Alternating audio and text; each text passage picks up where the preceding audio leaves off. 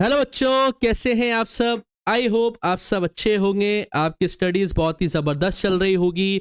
मेरा नाम है इंजमाम खान। स्वागत करता हूं आपका हमारे शानदार यूट्यूब प्लेटफॉर्म जिसका नाम है FMI करियर इंस्टीट्यूट। जैसा कि बच्चों आपको पता है कि प्रारंभ सीरीज का कारवा हमारा स्टार्ट हो चुका है और आज हमें बात करनी है क्लास 12 बिजनेस स्टडीज के चैप्टर नंबर 7 डायरेक्टिंग के बारे में। This is the fourth function of management. बेटा there are 5 functions of management. First one is planning, second one is organizing, third one is staffing, and the fourth one is directing, and the fifth one is controlling. हम fourth function of management के ऊपर आ चुके हैं जिसका नाम है directing.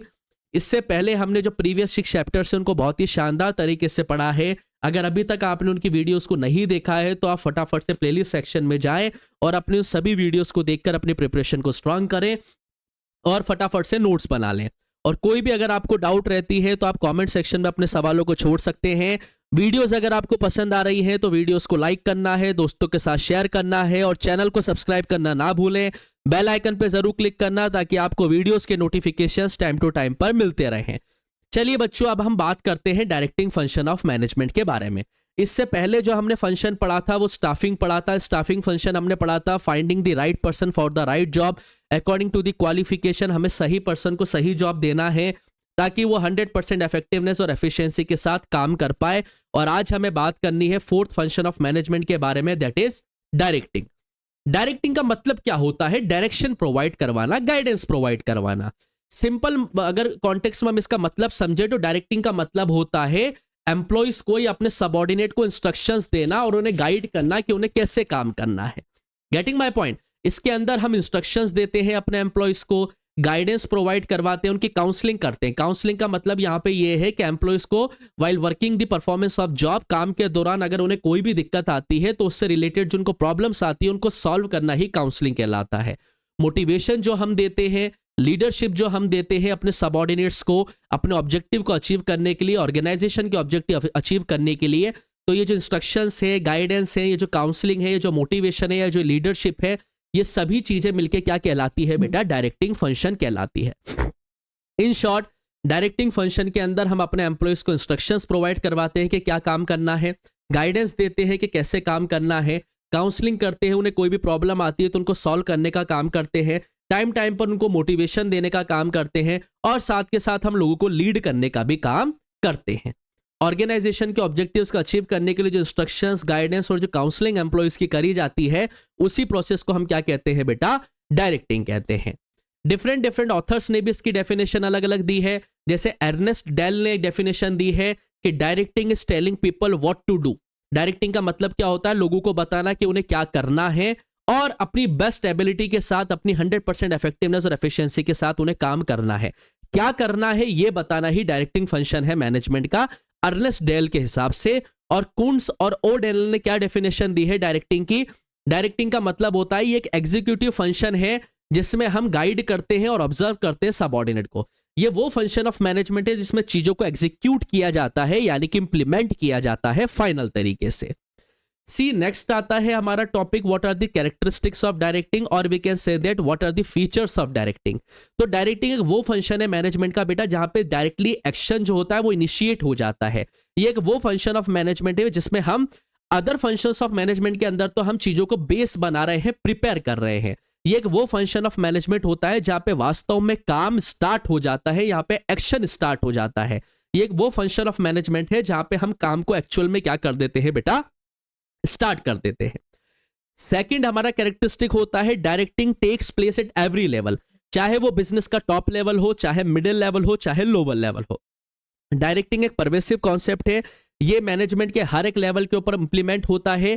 जहां पर भी सुपीरियर और सबऑर्डिनेट का रिलेशन एग्जिस्ट होगा, चाहे वो टॉप लेवल हो, मिडिल लेवल हो या लोअर लेवल हो, वहां पे इंस्ट्रक्शंस और गाइडेंस देने का काम लगातार चलता ही रहेगा। तीसरा कैरेक्टरिस्टिक्स होता है हमारा directing is a continuous process. ये कभी ना खत्म होने वाला प्रोसेस है बेटा। ये ऑर्गेनाइजेशन के अंदर थ्रू आउट द लाइफ चलेगा, चाहे उसके अंदर मैनेजर चेंज होते रहे, चाहे उसके अंदर सबऑर्डिनेट चेंज होते रहे। इंस्ट्रक्शंस देने का, गाइडेंस देने का, मोटिवेट करने का और लीडरशिप प्रोवाइड करने का काम हमेशा चलता रहता है। ये कंटिन्यूअस प्रोसेस होता है। और डायरेक्टिंग का आप ध्यान रखना, ये टॉप टू बॉटम ट्रेवल करती है। मतलब टॉप लेवल से इंस्ट्रक्शंस आएंगे मिडिल लेवल को, फिर मिडिल लेवल इंस्ट्रक्शंस देंगे लोअर लेवल को।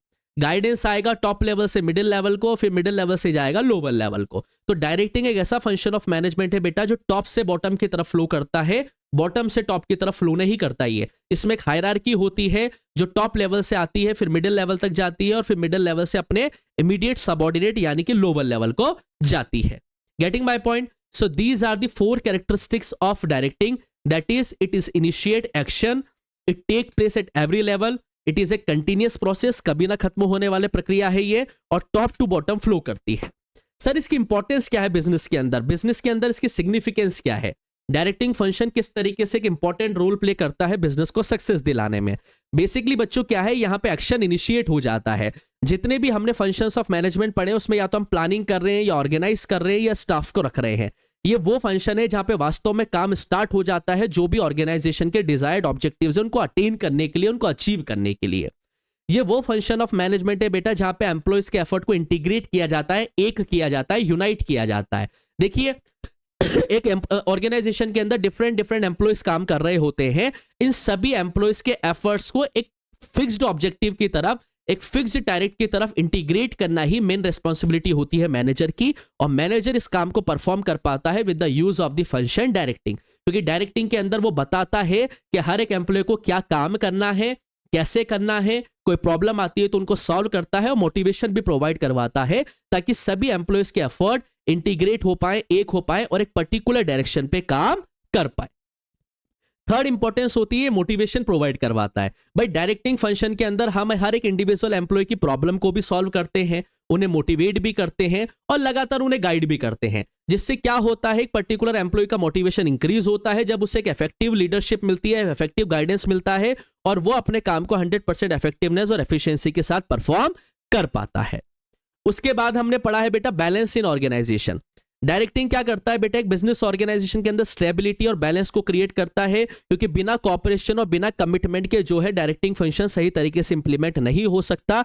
तो एक बैलेंस को क्रिएट करने का काम करता है बेटा आपका कौन? Directing function of management. Getting my point बेटा? So these are the importance, और we can say that these are the significance of the directing function of management that helps in the growth of a particular business. Now the next topic is principles of directing. सिद्धांत क्या है sir principles के? Sorry, directing के क्या क्या सिद्धांत होते हैं, किन प्रिंसिपल्स के ऊपर बेस्ड होता है डायरेक्टिंग फंक्शन ऑफ मैनेजमेंट? पहला, हर एक इंडिविजुअल का मैक्सिमम कंट्रीब्यूशन आए। जब हम डायरेक्टिंग टेक्निक को इंप्लीमेंट करते हैं तो हमारी कोशिश ये रहती है कि ऑर्गेनाइजेशन के अंदर काम करने वाले हर एक इंडिविजुअल का मैक्सिमम पोटेंशियल, मैक्सिमम कैपेबिलिटी से वो काम करे। जब उसे प्रॉपर गाइडेंस मिलता है तो जाहिर सी बात है हर एक इंडिविजुअल अपने मैक्सिमम कैपेसिटी के कैलिबर के साथ काम करता है, और ऑर्गेनाइजेशन के गोल अचीव होना इजी हो जाता है। Harmony of objective. देखिए एक ऑर्गेनाइजेशन के अंदर डिफरेंट एम्प्लॉयज काम करते हैं और उनके बीच में लफड़े होने के चांसेस बहुत ज्यादा होते हैं, दिक्कतें, इश्यूज, क्लैशेस होने के चांसेस बहुत ज्यादा होते हैं। जब एक मैनेजर अच्छा गाइडेंस प्रोवाइड करवाता है अपने सबऑर्डिनेट्स को, तो क्या होता है बेटा, सभी एम्प्लॉयज के बीच में एक अच्छा कोऑर्डिनेशन, एक अच्छा कोऑपरेशन क्रिएट होता है, जिससे हार्मनी वाली फीलिंग क्रिएट होती है ऑर्गेनाइजेशन के अंदर, और ऑर्गेनाइजेशन अपने बिजनेस को अच्छी तरीके से रन कर पाता है। Unity of command. Unity of command का मतलब क्या होता है कि हर एक इंडिविजुअल एम्प्लॉय को जो कमांड दे रहा है वो एक ही सुपीरियर होना चाहिए। मतलब अगर आपको आज कमांड 2 लोगों से मिलेंगे एक ही काम के, तो आप कंफ्यूज हो जाएंगे कि किसका काम करना है और किसका काम नहीं करना है। जब हर एक सबऑर्डिनेट को एक ही सुपीरियर से कमांड मिलेगा तो वो पूरी तरीके से उसके दिमाग में क्लैरिटी रहेगी कि उसे कैसे काम करना है और क्या काम करना है। तो यूनिटी ऑफ कमांड होना बहुत जरूरी है। ये 14 प्रिंसिपल्स ऑफ मैनेजमेंट का एक प्रिंसिपल है, यूनिटी ऑफ कमांड, जो यहां पर इंप्लीमेंट होता है। Next is appropriation of direction technique. Different managers एक प्रॉपर टेक्निक से डायरेक्शन देने का काम करते हैं डिफरेंट एम्प्लॉयज को, जिससे क्या होता है, जैसे मान लीजिए किसी एक एम्प्लॉय के लिए मनी एक पावरफुल मोटिवेटर काम करता है, तो उसकी सैलरी को इंक्रीज करके उसे मोटिवेट किया जाता है। कम्युनिकेशन का एक इंपॉर्टेंट रोल होता है बेटा बिजनेस की ऑर्गेनाइजेशन की सक्सेस में। जितना बढ़िया कम्युनिकेशन होगा, जितना क्लियर कम्युनिकेशन होगा between the all the levels of management, उतना ही अच्छी तरीके से गोल्स इंप्लीमेंट हो पाएंगे। So these are the principles of management बेटा, जो एक डायरेक्टिंग फंक्शन ऑफ मैनेजमेंट के अंदर इंप्लीमेंट होते हैं। आई होप आपको ये सारे के सारे फंक्शन समझ में आए होंगे, प्रिंसिपल समझ में आए होंगे। फिर भी अगर आपको कोई डाउट रहता है तो आप कमेंट सेक्शन में अपने सवालों को छोड़ सकते हैं। वीडियो पसंद आ रही है तो वीडियो को लाइक कर देना। जल्दी ही मिलूंगा इसे नेक्स्ट लेक्चर के साथ, तब तक के लिए आप लोग पढ़ते रहे, मस्त रहें। Thank you, bye bye.